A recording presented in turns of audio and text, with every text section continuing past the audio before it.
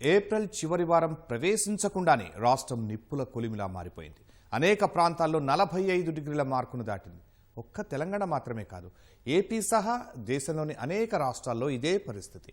గత ఏడాది నమోదైన రికార్డులను బద్దలు కొడుతూ వేసవిలో దేశం భగభగా మండిపోతోంది.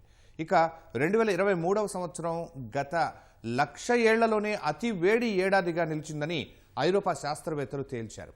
ఈ వేడి వాతావరణానికి కారణం కాలుష్యం, తత్ఫలితంగా జరుగుతున్న వాతావరణ మార్పులు అని నిపుణులంతా చెప్పే సమాధానం.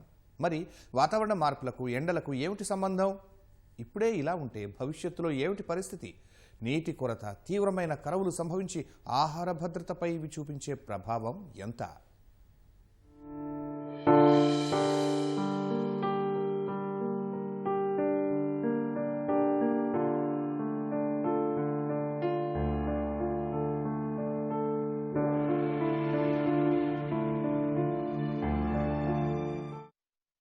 ఇంటి నుంచి అడుగు బయట పెడితే నిప్పుల వాన కురుస్తుందా అన్నట్లు భానుడి భగభగలు.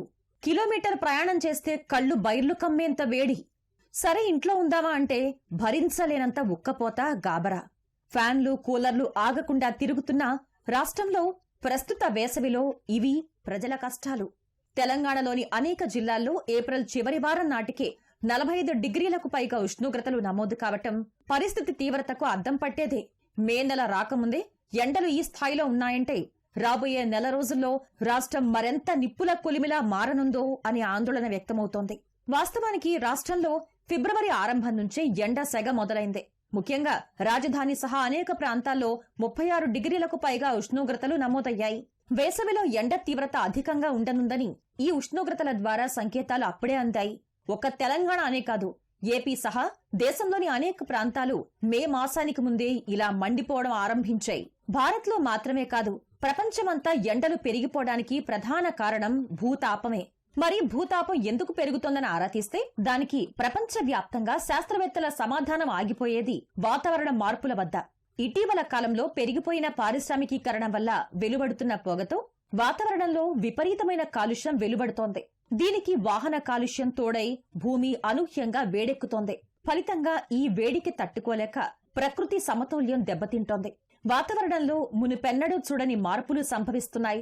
భారత్ సహా ప్రపంచంలోని అనేక ప్రాంతాల్లో దంచి కొడుతున్న ఎండలు ఈ మార్పుల ఫలితమే. వాతావరణ మార్పులు ఉష్ణోగ్రతలు మండిపోవడానికి మాత్రమే కాదు, అనేక ఇతర ప్రకృతి విపత్తులకు కూడా కారణమవుతున్నాయి. కాలం కాని కాలంలో వర్షాలు, వాతావరణం ఉన్నట్లుండి మారిపోయి కుంభవృష్టి వర్షాలు, వడగళ్లు, పిడుగుపాట్లు వంటివి వీటి ఫలితమే. అతివృష్టి, అనావృష్టి వంటి వాటికి కూడా ఇవే కారణమవుతున్నాయి. టెక్నాలజీ పరంగా ప్రపంచము ఎంత ముందుకు పోతున్నప్పటికీ కూడా ప్రపంచం ముందు ఉన్న అతిపెద్ద సవాలు వాతావరణ మార్పులు. ఈ వాతావరణ మార్పులకు ముఖ్య కారణము ఈ ఫాజిల్ ఫ్యూయల్స్ని మండించడం వలన కార్బన్ డయాక్సైడ్ మరియు ఇతర గ్రీన్ హౌస్ గ్యాసెస్ వాతావరణంలోకి విడుదలయ్యి ఈ భూమి వేడెక్కుతుంది. దీనినే మనం గ్లోబల్ వార్మింగ్ అని అంటున్నాము. ఇది వాతావరణ మార్పులకు కారణమవుతుంది. ఈ వాతావరణ మార్పులను నివారించడానికి ఎటువంటి టెక్నాలజీ అందుబాటులో లేదు. కేవలం మానవుని ప్రయత్నాలు మాత్రమే, మానవుని జీవన శైలిలో మార్పులు మాత్రమే ఈ వాతావరణ మార్పులను నివారించగలదు. పెరిగిన భూతాపం, వాతావరణ మార్పుల వల్ల 2023 సంవత్సరం 1,00,000 ఏళ్లలోనే అత్యధిక వేడి సంవత్సరంగా రికార్డు సృష్టించింది. పారిశ్రామికీకరణ ప్రారంభమైన 1850, 1900 మధ్యకాలం ముందు కంటే 2023లో ప్రతిరోజు సగటు ఉష్ణోగ్రత 1 డిగ్రీ కంటే ఎక్కువ నమోదైనట్లు ఐరోపా శాస్త్రవేత్తలు వెల్లడించారు. గత ఏడాది సగం కంటే ఎక్కువ రోజులు ఉష్ణోగ్రతలు 1.5 డిగ్రీ కంటే ఎక్కువ నమోదైనట్లు తెలిపారు. 2015లో కుదిరిన ప్యారిస్ వాతావరణ ఒప్పందం పెరుగుతున్న భూతాపాన్ని ఈ శతాబ్దం చివరి నాటికల్లా 1.5 డిగ్రీల సెల్సియస్ కు కట్టడి చేయాలని నిర్ణయించగా, అంతకు 7.5 దశాబ్దాల ముందే ఆ స్థాయి ఉష్ణోగ్రతలు నమోదవుతూ ఉండటం సర్వత్రా కలవర పెడుతోంది. 2020-2030 సంవత్సరాల మధ్య కర్బన ఉద్గారాల రేటును ఏటా 7.6% మేర తగ్గించడం ప్రపంచ దేశాల ముందున్న అనివార్యమైన లక్ష్యం. ఈ లక్ష్య సాధనలో వెనుకపడితే 2100 నాటికి భూతాపం 3.2 డిగ్రీల సెల్సియస్ కు చేరుకోవటం ఖాయం అనే హెచ్చరికలు కలవరపాటు గురి చేస్తున్నాయి. అప్పుడు ఎండలు ఇంకా ఎంత మండిపోతాయో అనే ఆందోళన వ్యక్తమవుతోంది. భూతాపానికి దారితీస్తున్న కర్బన ఉద్గారాలు పెరగటం వల్ల కేవలం ఎండలు దంచికొట్టడమే కాదు, ఇంకా అనేక ఇతర ప్రకృతి ఉత్పాతాలు సంభవిస్తున్నాయి. ఉత్తర దక్షిణ ధృవాలు కరిగి గాలి వీచే వేగం తగ్గిపోతోంది. 2100 నాటికి సగటు వార్షిక గాలి వీచే వేగం 10% మేర తగ్గిపోవచ్చని ఐక్యరాజ్య సమితి అనుబంధ సంస్థ IPCC అంచనా వేసింది.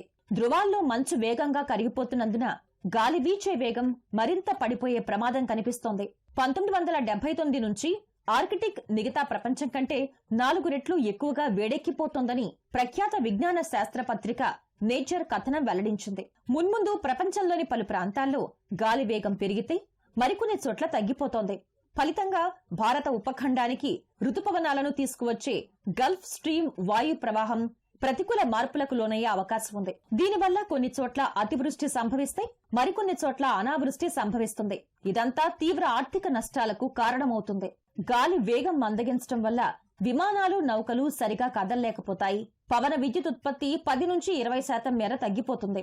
అంటే వాతావరణ మార్పులకు పునరుత్పాదక ఇంధన వనరులపై ఆధారపడడం తగ్గిపోతుంది. హిమాలయ, మంచు రుతుపవనాల మీద ఆధారపడిన భారత్ వంటి దేశానికి ముప్పు మరింత ఎక్కువగా ఉంది. భారత్కు 70% వార్షిక వర్షపాతం రుతుపవనాల ద్వారానే లభిస్తుంది. దేశంలోని 100 జలాశయాలకు రుతుపవనాలు తెచ్చే వర్షపాతమే దిక్కు. భూతాపం ఇలాగే పెరిగిపోతే హిమాలయాలు కరగటం కూడా తీవ్రతరం అవుతుంది. అందువల్ల అతివృష్టి, అనావృష్టి ముప్పు మరింత పెరుగుతుంది. ఇలాంటి ముప్పుల్ని భారత్ ఇప్పటికే అనుభవిస్తోంది. అధిక ఎండలు, వర్షాభావం, లేకుంటే కుండపోత, అకాల వర్షాలు, వడగళ్ల వానలతో ముఖ్యంగా పంటలకు ప్రతి ఏటా తీవ్ర నష్టం కలుగుతోంది. ప్రతి ఏటా ఆహారం సహా మామిడి వంటి పంటలకు ఇలాంటి పరిస్థితులతో తలెత్తుతున్న నష్టం అంతా ఇంతా ఉండటం లేదు. ఇవే పరిస్థితులు తలెత్తితే ఆహార భద్రతకు తీవ్ర ప్రమాదం ఏర్పడే అవకాశం కనిపిస్తోంది. దీనికి ముఖ్యంగా కారణం మనకి ఎల్నినో యొక్క ప్రభావంతో పాటుగా కొద్దిగా క్లైమేట్ చేంజ్ అని కూడా చెప్పొచ్చు. ఈ గ్లోబల్ వార్మింగ్ అనేది కూడా సాధారణ వాతావరణ పరిస్థితుల మీద అత్యధిక ప్రభావం చూపిస్తూ ఉంది. భూతాపం పెరుగుతూ ఉంటుంటే మనకి వేడిమిలో, ఉష్ణోగ్రతల్లో మార్పులు కూడా పెరుగుతూ వస్తూ ఉన్నాయి. ఇది వాతావరణ కాలుష్యము, భూతాపము ఇవన్నీ మానవాళి మనుగడతో పాటుగా ముందుకు వెళ్ళే ఈ ఉష్ణోగ్రతలను కూడా కొద్దిగా ప్రశ్నించే విధంగానే ఉంటున్నాయన్నమాట. పాటుగా మనకి ఈ సంవత్సరం ఇదే ఉష్ణోగ్రతలతో పాటుగా మనకి ఈ వాతావరణం మనకి ఎల్నినో ప్రభావం పూర్తిగా తగ్గే అవకాశం అయితే కనిపిస్తుంది. జూన్ నుంచి ఇప్పటికే ప్రస్తుతానికి కొద్దిగా బలహీనపడింది. పూర్తిగా బలహీనపడే అవకాశం అయితే ఉంది జూన్ నెలలో. అందువల్ల మనకి ఋతుపవనాలు సాధారణంగా ఉండే అవకాశం ఉంది. సాధారణ రోజుల్లోనే అంటే మనకి జూన్ మొదటి వారంలోనే కేరళను తాకే అవకాశం ఉంది ఋతుపవనాలు. అదేవిధంగా మనకి 8, 11వ తేదీలోనే మనకి తెలంగాణను తాకే అవకాశం అయితే కనిపిస్తుంది. ఈ సంవత్సరం సాధారణ వర్షపాతం కంటే అధిక వర్షపాతం నమోదయ్యే అవకాశం కూడా కనిపిస్తుంది అన్నమాట. ప్రపంచవ్యాప్తంగా జనాభా పెరుగుతోంది. భారత్ అయితే ప్రపంచంలోనే అత్యధిక జనాభా కలిగిన దేశంగా చైనాను చాలా కాలం క్రితమే అధిగమించింది. పెరుగుతున్న జనాభా, నివాస, ఉపాధి అవసరాలకు అనుగుణంగా గ్రామాలు, పట్టణాలుగా మారిపోతున్నాయి. ఓవైపు కాలుష్యానికి కారణమయ్యే వాహనాలు, పరిశ్రమలు పెరిగిపోతూ ఉంటే మరోవైపు వృక్ష సంపద తరిగిపోతోంది. అంతేనా, కొట్టేసిన చెట్లు, పంట వ్యర్థాలను విచ్చలవిడిగా కాల్చటం వల్ల ప్రకృతిలోకి మరింత పొగ చేరుతోంది. దాని ఫలితమే భూతాపం పెరగటం, వాతావరణ మార్పులు సంభవించటం. మరి ఇకనైనా దంచికొడుతున్న ఎండల్ని తగ్గించాలన్నా, ఇతర ప్రతికూల వాతావరణ పరిస్థితులు ఎదుర్కోవద్దన్నా మేల్కోవాల్సింది మనుషులమైన మనమే. కర్బన ఉద్గారాలు, భూతాపాన్ని తగ్గించడానికి నిర్దేశించుకున్న లక్ష్యాలను నామమాత్రంగా కాకుండా చిత్తశుద్ధితో అమలు చేస్తేనే ఇప్పటికంటే మరింత ముంచుకురానున్న ప్రమాదాన్ని తగ్గించుకోగలం. 2050 నాటికో 2070 నాటికో కర్బన ఉద్గారాలను తగ్గించి వాతావరణ మార్పులను నిరోధిస్తామని ప్రకటించే బదులు తక్షణ కార్యాచరణకు ఉపక్రమించాలి. లేకుంటే అధిక వేడి వాతావరణాన్ని అనుభవించాల్సిందే. అతివృష్టి, అనావృష్టిని ఎదుర్కొనేందుకు సిద్ధంగా ఉండాల్సిందే. మరి చర్యలకు ఉపక్రమించడమా వద్దా అన్నది మన చేతుల్లోనే ఉంది. నిర్ణయించుకోవాల్సింది మనమే.